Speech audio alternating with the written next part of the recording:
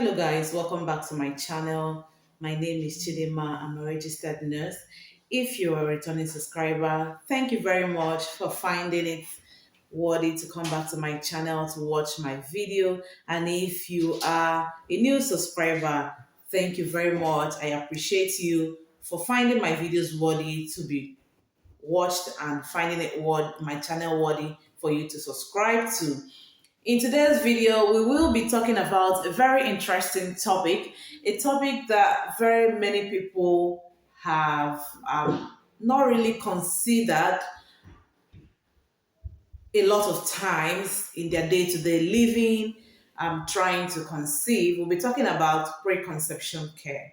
So preconception care is something that many people have never considered as a big deal when it comes to trying to conceive and all whatnot. So in today's video, we'll be talking about preconception care, and we'll be making a very detailed discussion about that. If you're a TTC mom, you're a TTC dad, stick around, don't go anywhere. You would definitely pick one thing from this conversation and discussion this evening.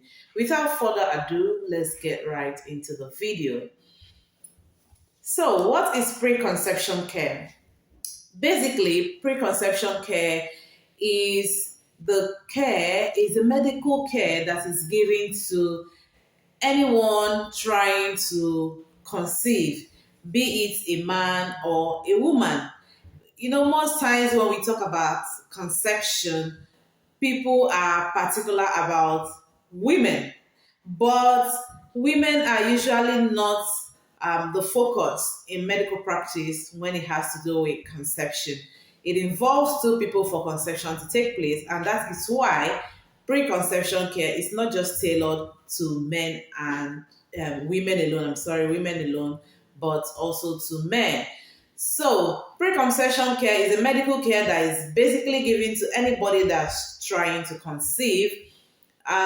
There's a whole lot of process that is involved. Some people will call it preconception clinic, preconception counseling.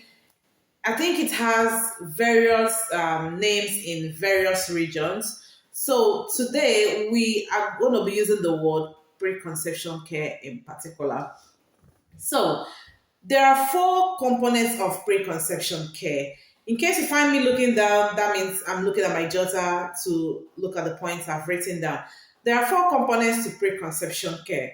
But before we talk about these components, I want to let you know that preconception care has one very large goal, and that goal is to make sure that the woman's health is protected, the father of the baby in question experiences a smooth journey along with his partner throughout the pregnancy, and then for the unborn baby to have a healthy growth and a healthy milestone, and for a future outcome of the pregnancy. When I say future outcome, I mean for the pregnancy to end up in a birth that is not complicated. So that is the essence of preconception care.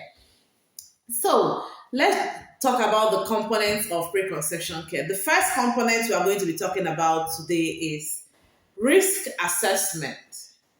So when a woman wants to conceive or is trying to conceive, and you walk into a preconception clinic or you approach your doctor or your midwife and they book you for a preconception care clinic. So the first thing they do is to do what we call risk assessment. Now, risk assessment in quotes is a very broad, component of preconception care. It is in the risk assessment stage that your medical history is considered, your social history is considered, your lifestyle is brought into consideration as well. Anything at all that is considered as a risk to achieving a healthy pregnancy and a healthy baby will be assessed. So in this stage, most clinics would just give out a questionnaire and ask you to fill those questionnaires.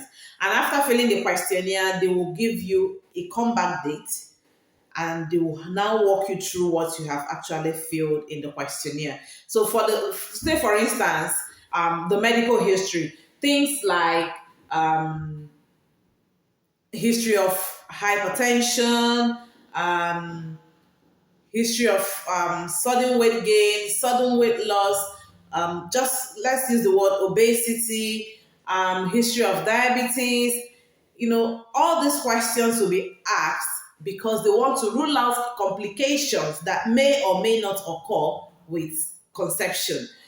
And at this point, they will also be asking you things like, do you smoke? The kind of lifestyle you live.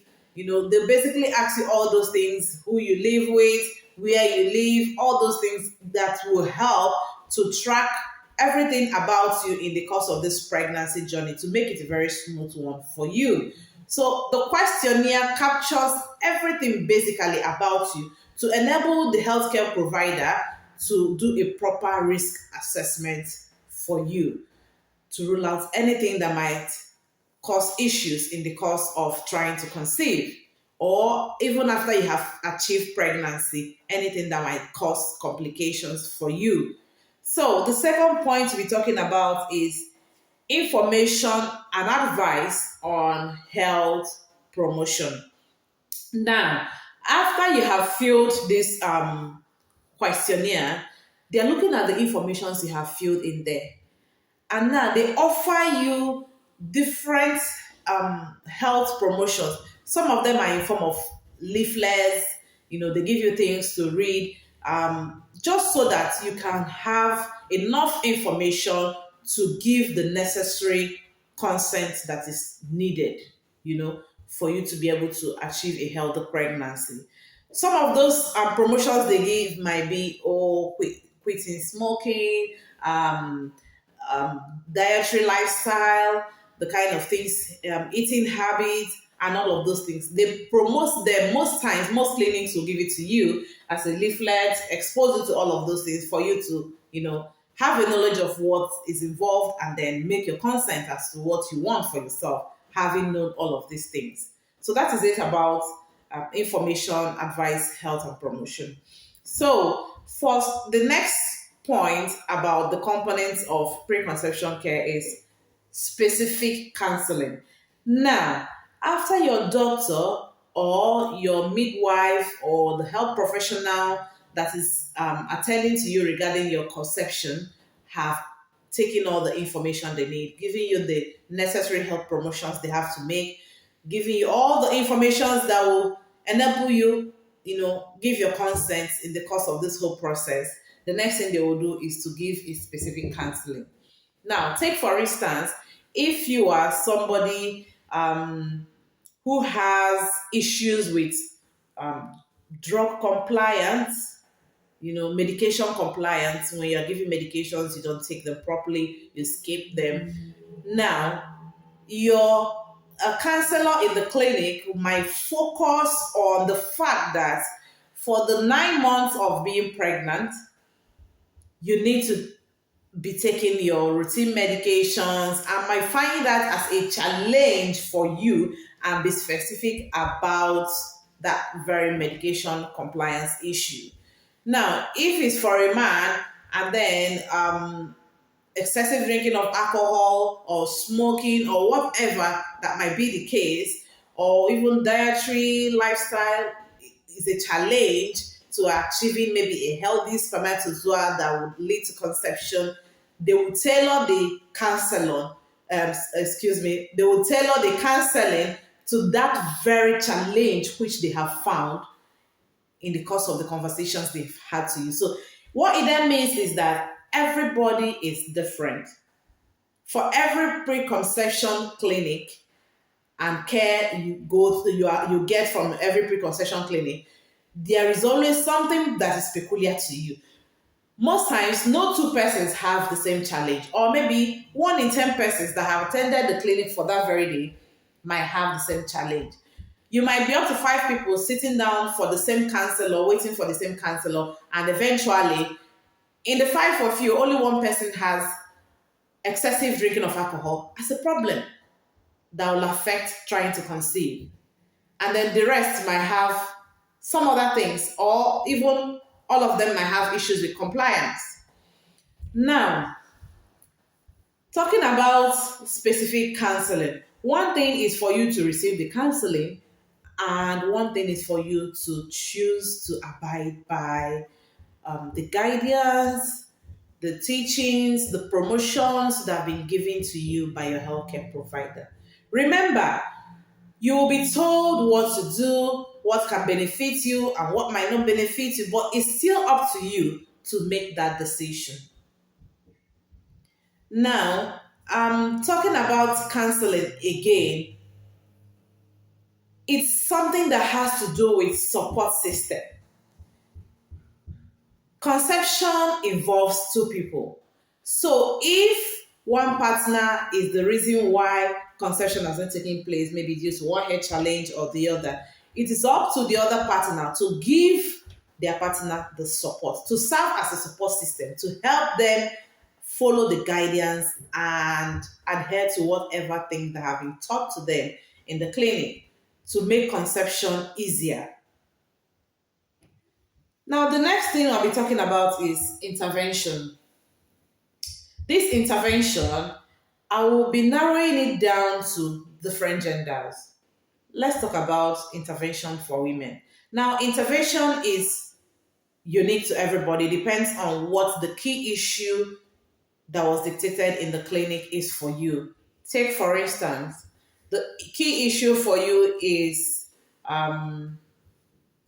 poor sperm motility for the man, or even low sperm count.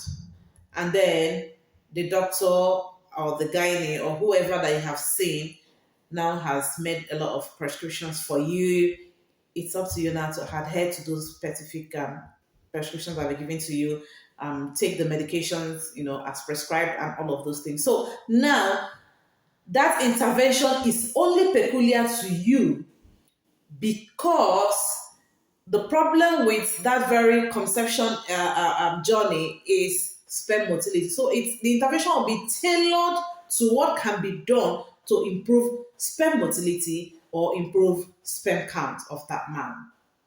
Now, in the course of attending preconception care for a woman, let's say for instance, the problem is you do not know your ovulation, which I'll be bringing a topic about ovulation in this channel for you. You don't know about your ovulation, you don't understand how your body system works, you don't understand when you ovulate and whatnot, the signs and whatever it might be for you, or your ovulation timeline is that is quite difficult to pinpoint.